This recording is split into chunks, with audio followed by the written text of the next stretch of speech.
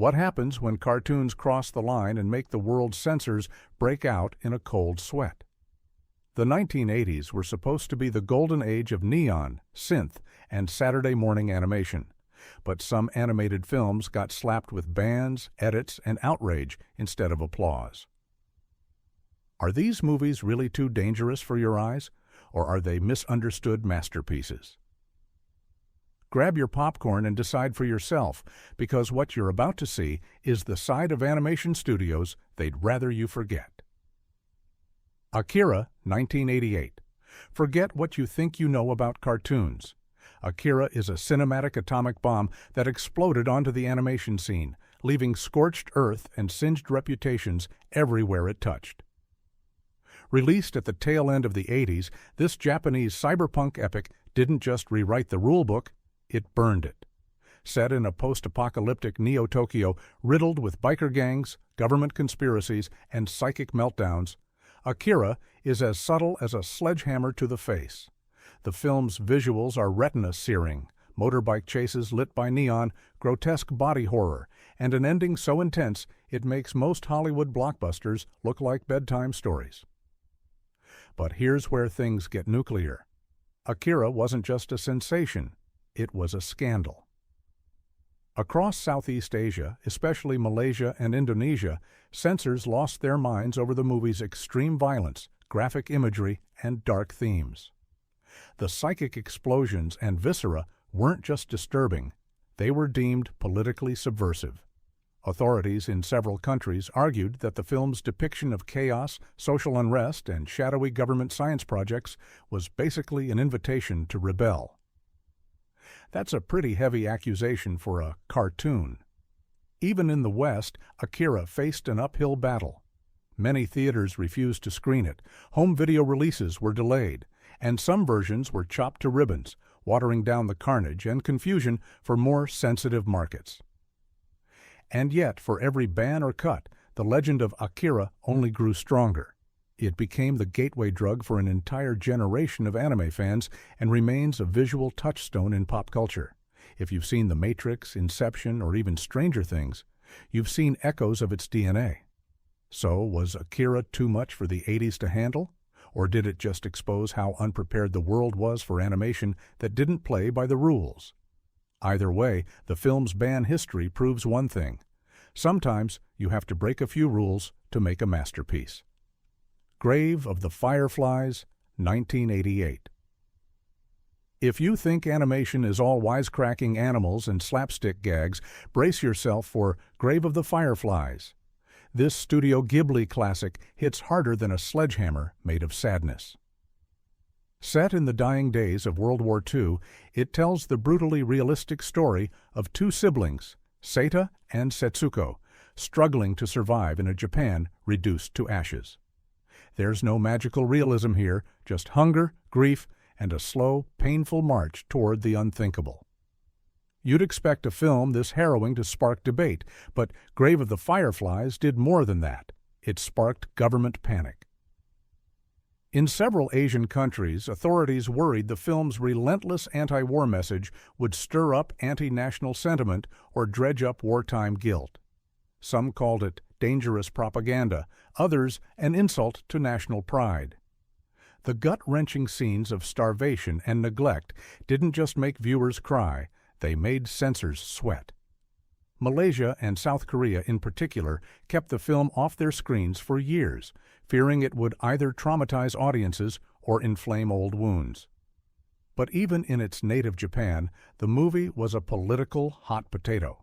Schools debated whether to show it in class.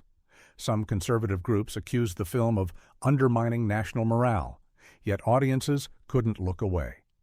Grave of the Fireflies became infamous as the film you only watch once if you have the nerve. The legacy? This wasn't animation for escapists. It was a wake-up call, one so raw even its home country wasn't sure what to do with it. Grave of the Fireflies proved animation could be more devastating than any live-action drama, and that sometimes a cartoon is the bravest way to confront history's darkest moments. Barefoot Jen, 1983. Some movies ruffle feathers. Barefoot Jen plucked the whole chicken. Adapted from Keiji Nakazawa's autobiographical manga, this film pulls no punches in showing the horrors of Hiroshima's atomic bombing through the eyes of a child. If you thought Grave of the Fireflies was brutal, Barefoot Jen dares you to watch an entire city vaporized, children's hair falling out from radiation, and adults crumbling under the weight of their trauma, all rendered in simple but merciless animation. Now, you'd assume Japan would be the first to champion this kind of historical reckoning. Not quite. Barefoot Jen was met with a firestorm of controversy at home. Some local governments and educational boards outright banned or removed the film and original manga from schools, arguing it was too graphic or inflammatory. Critics accused it of stoking anti-Japanese sentiment and painting the country's wartime leadership as villains. Political groups lobbied to have it suppressed, worried that confronting these uncomfortable truths would weaken national resolve or embarrass Japan on the global stage. And it wasn't just Japan that squirmed. South Korea, still haunted by its own wartime past, tiptoed around screenings of Barefoot Jen, citing national security and public order. In short, too much truth, too soon. But the film wouldn't stay buried. Over the years, teachers, peace activists, and survivors fought to get Barefoot Jen shown to new generations, arguing that shielding people from the reality of nuclear war only guaranteed more ignorance. In the battle between censors and storytellers, the storytellers eventually clawed back some ground. Barefoot Jen isn't just a movie, it's a litmus test. Watch it, and you'll see why those in power sometimes fear art more than bombs. When the Wind Blows, 1986. You've never seen a nuclear apocalypse quite like this. When the Wind Blows takes the genteel English countryside and turns it into ground zero for animated devastation. Adapted from Raymond Briggs's beloved graphic novel, the film follows an elderly couple, Jim and Hilda Bloggs, as they cheerfully bumble through government leaflets, convinced that everything will be all right in the event of nuclear war. Spoiler, it's not. But here's where things get explosive, literally and figuratively. When the Wind Blows wasn't just controversial for its subject matter, its unflinching, bleak portrayal of nuclear fallout and societal collapse was enough to send shivers down the spines of parents, politicians, and broadcasters alike. In the United Kingdom, where the film was produced, debates raged about whether it was responsible to show the film on TV. Some networks pulled planned broadcasts at the last minute, fearing panic or accusations of stoking anti-government paranoia. Across the pond, things weren't any calmer. American distributors hesitated, worried about offending Cold War sensibilities or traumatizing unsuspecting audiences expecting a heartwarming animated tale. In countries like the Soviet Union and its allies, when the Wind Blows was outright banned, labeled as Western propaganda that undermined confidence in the state's nuclear policy. The film's mix of cozy visuals and utter despair turned it into an urban legend. The cartoon that will ruin your day, your year, and maybe your belief in civilization. For some, it was a wake-up call. For others, a dangerous invitation to hopelessness. Here's the punchline. When the Wind Blows is the film that governments wish you'd forget, and once you've seen it, you'll never see the world, or a mushroom cloud, the same way again. Wizards 1977, bands continued into the 1980s. Before Akira made cyberpunk cool and heavy metal turned heads, Wizards blasted onto screens with a wild psychedelic brew of fantasy, satire, and controversy. Ralph Bakshi's cult classic may have been released in 1977, but its ban and censorship headaches spilled deep into the 1980s, especially in more conservative countries. On the surface, Wizards looks like a zany fantasy romp, elves, fairies, mutant monsters, and epic battles in a post-apocalyptic future. But look a little closer, and you'll spot political allegories, references to Nazi propaganda, and racy imagery that made parents and censors clutch their pearls. Bakshi's movie doesn't just tell a story, it throws punches at fascism, war, and blind faith in technology. Enter the censors. In several Middle Eastern nations, Wizards was swiftly banned for what officials called blasphemy and immoral content. The film's mix of religious symbolism, scantily clad fairies, and satirical swipes at authoritarianism was considered a cocktail too potent for public consumption. Some Eastern European and Asian countries, still wary of any media that mocked government or tradition, followed suit, shelving the film for years. Even in the US and UK, Wizards drew fire for its edgy content. TV broadcasts were heavily edited, removing nudity, violence, and those jaw-dropping propaganda sequences. Yet, the more censors tried to hide Wizards, the bigger its cult following grew. Why did Wizards scare so many? Maybe because it dares to suggest that good guys don't always win, propaganda can brainwash anyone, and magic is just as dangerous as bombs. In a world obsessed with happy endings, Wizards asked what happens when the magic runs out, and for some, that was the most dangerous message of all. The Plague Dogs, 1982. Ready for an animated film that will haunt your dreams and make you question every trip to the pet store? Meet The Plague Dogs, an adaptation of Richard Adams' notorious novel. Yes, the same guy who traumatized you with Watership Down. But this isn't a cuddly adventure with rabbits. This is two desperate lapdogs on the run, pursued by government agents convinced they're carrying the Black Plague. And trust us, the animation does not pull its punches. Right out of the gate, The Plague Dogs was radioactive. The film opens with scenes of animal experimentation so graphic and raw that even horror fans flinched. We're talking drownings, vivisections, and a running body count of innocent creatures. The bleak, rain-soaked English countryside offers no relief, only relentless misery for Rawaf and Snitter, our unlucky canine protagonists. This is not the kind of movie you pop in for family movie night, unless your family enjoys existential dread and crying. Censors were quick to pounce. In the United States, the original uncut theatrical release was practically dead on arrival, slashed for violence and disturbing themes. Many theaters refused to screen it at all, and video distributors took the scissors to entire sequences. Australia, New Zealand, and parts of Europe either outright banned the film or forced severe edits, labeling it inhumane, psychologically harmful, and unfit for children. In Britain, debates raged in Parliament and among animal rights activists. Was this a wake-up call about animal cruelty or just animated torture porn? Here's the kicker.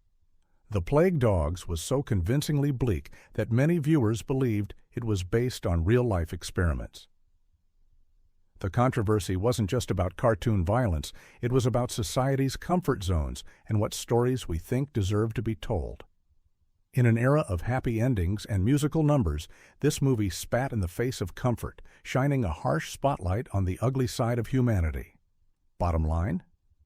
The Plague Dogs proved that animation could disturb, provoke, and even horrify, and that for censors, sometimes the scariest monsters have fur and wagging tails.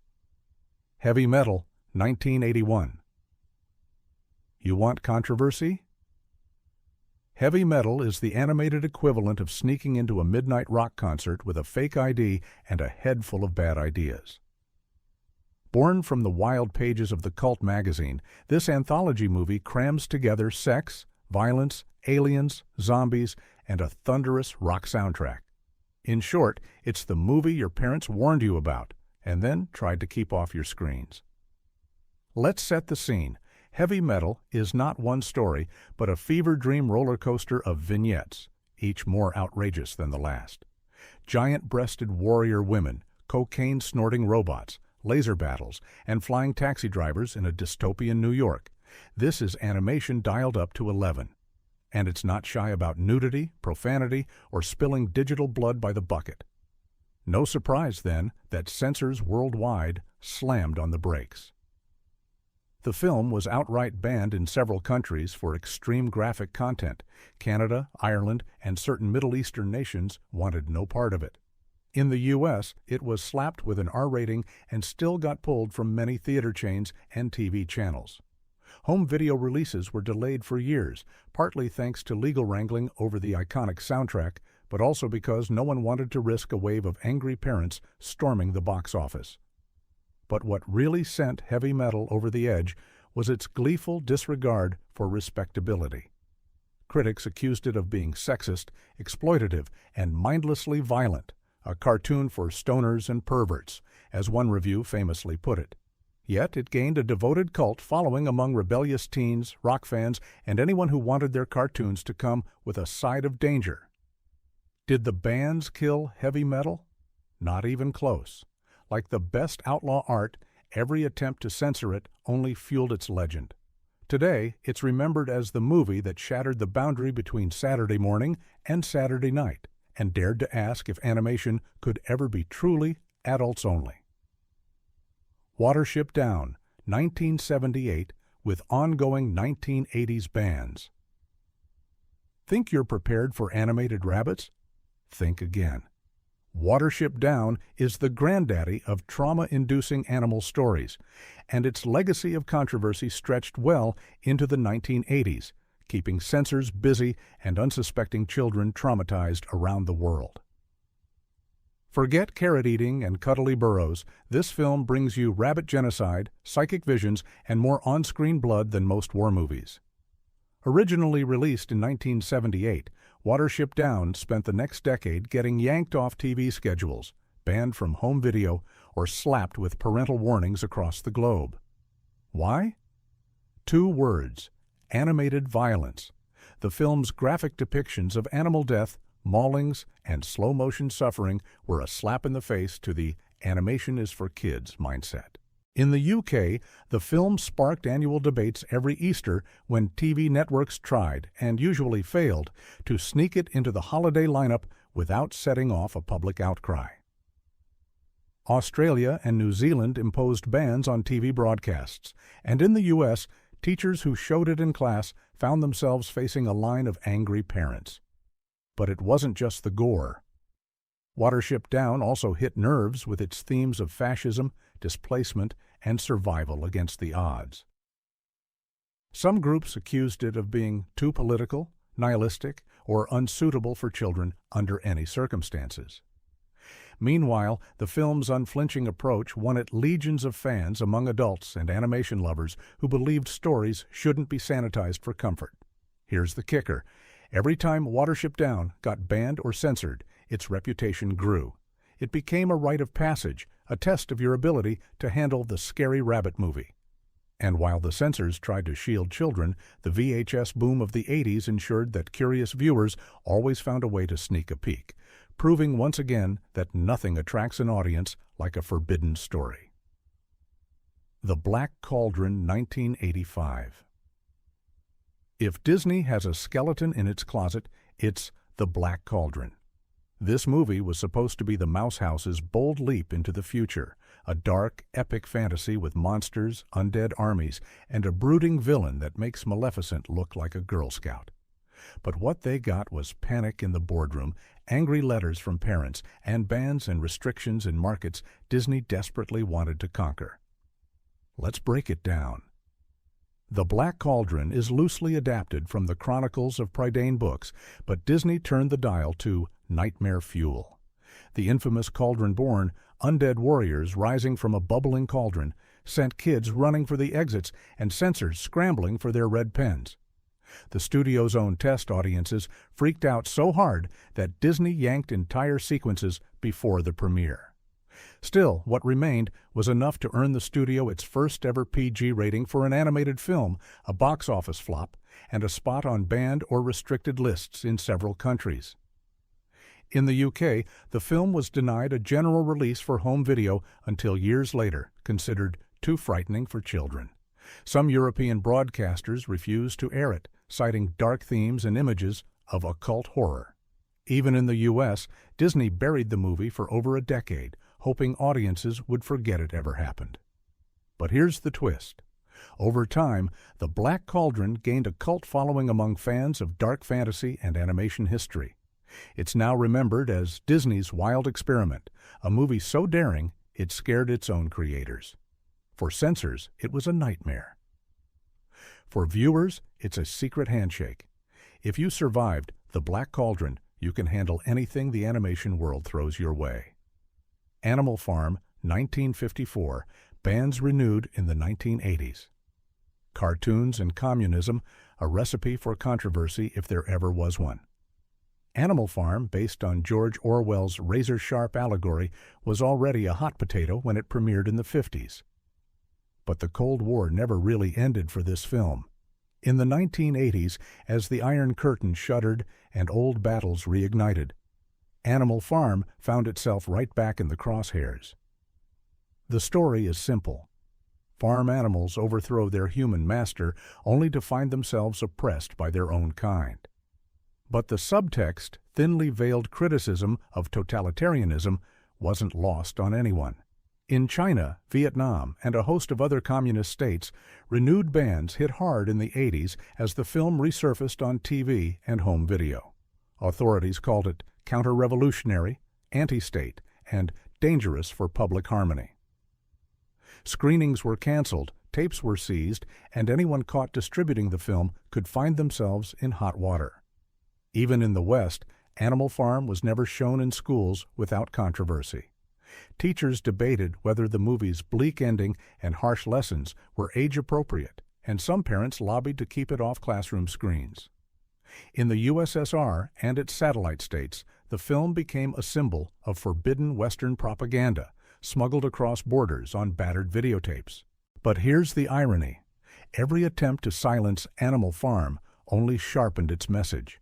The more censors tried to bury it, the more it became a must-see for rebels, intellectuals, and anyone hungry for a story about standing up to the powers that be. In the world of banned animation, Animal Farm stands tall, a reminder that cartoons can start revolutions, even when the credits roll. And there you have it, the dark side of animation history, where ink and outrage collided on screens around the world. Which of these banned 80s cartoons would you dare to watch? Or is there one we missed that still haunts your nightmares? Drop your thoughts in the comments below. Hit that subscribe button if you love forbidden stories, and don't forget to share this with a friend who thinks cartoons are always kid-friendly. Until next time, remember, sometimes the most dangerous films come with a PG rating.